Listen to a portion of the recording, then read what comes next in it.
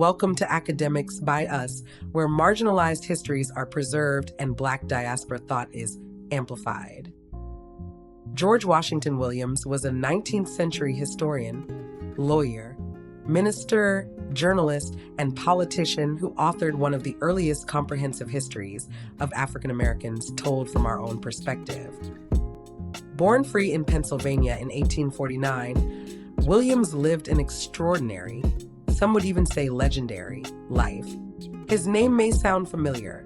Actor Samuel L. Jackson played a character loosely inspired by him in the legend of Tarzan. Well, George Washington Williams, the character I portray, is sort of responsible for the historical context of what this film is.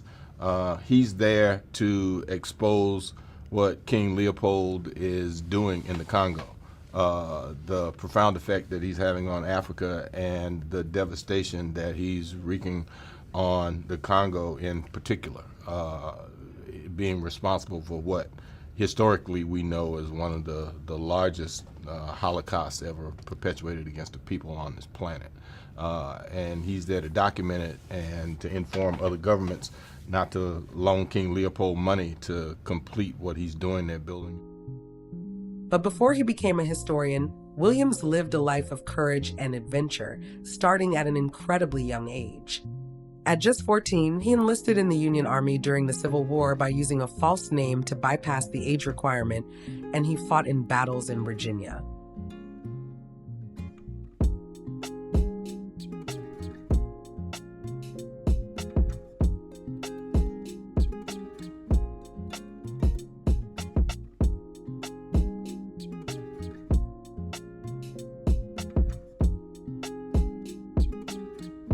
The Civil War was fought between the Union led by President Abraham Lincoln and General Ulysses Grant. The Union fought to end slavery. The Confederacy, led by Jefferson Davis and General Robert Lee, fought to keep and spread slavery. Williams's commitment to fighting oppression didn't stop there. After the Civil War, he joined the Mexican army to fight against French colonizers. Here's the backstory. While the United States was fighting the Civil War, French Emperor Napoleon III tried to take advantage of the political turmoil. In 1864, he installed Austrian Archduke Maximilian as Emperor of Mexico, creating a French-controlled monarchy right next door. President Lincoln refused to recognize Maximilian's regime, seeing it as a violation of the Monroe Doctrine, which warned Europe not to interfere in the Western Hemisphere. Instead, Lincoln privately supported Benito Juarez. Juarez fought against Maximilian to later become president of Mexico. Meanwhile, the Confederacy saw Maximilian as a potential ally, trading weapons and strategizing internationally. Once the Union prevailed, General Grant opposed Maximilian's monarchy, and Williams served as a soldier in efforts to remove that government. After years of military service, Williams shifted his focus to education, writing, and public service. He studied at Howard in Washington, D.C., then transferred and graduated from Newton Theological Institution in Connecticut in 1874. In 1875, he co-founded the newspaper The Commoner and American Freeman, declaring that it would be a guide, teacher, defender, and mirror for Black Americans. Williams later served in the Ohio House of Representatives from 1879 to 1881, but his greatest influence came from his work as a historian. He was among the first historians to use newspapers as primary sources and to pioneer oral history, interviewing people directly about their lived experiences. Here's a clip of historian John Hope Franklin speaking about Williams. His life is an inspiration.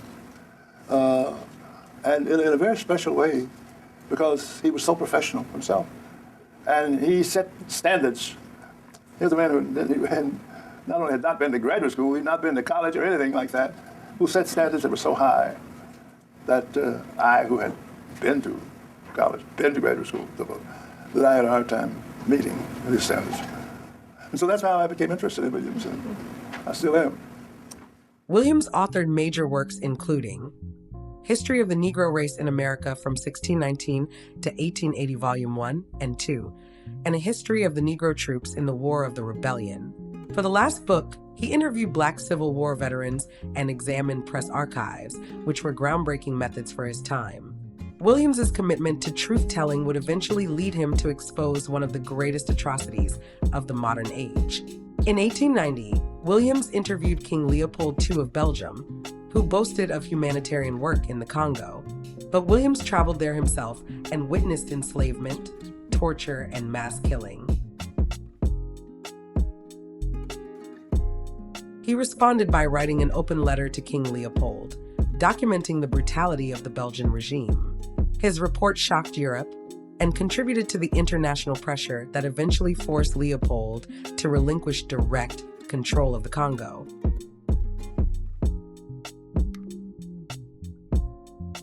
Unfortunately, Williams fell ill while traveling in Europe and died in 1891 at only 41 years old.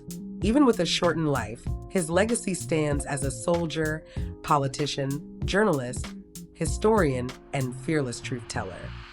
Thank you for tuning in. Be sure to like, comment, and subscribe to our YouTube channel, and follow us on Instagram at Academics by Us. Academics by Us is part of Good View Education. Visit us at goodvieweducation.com for more resources and learning opportunities.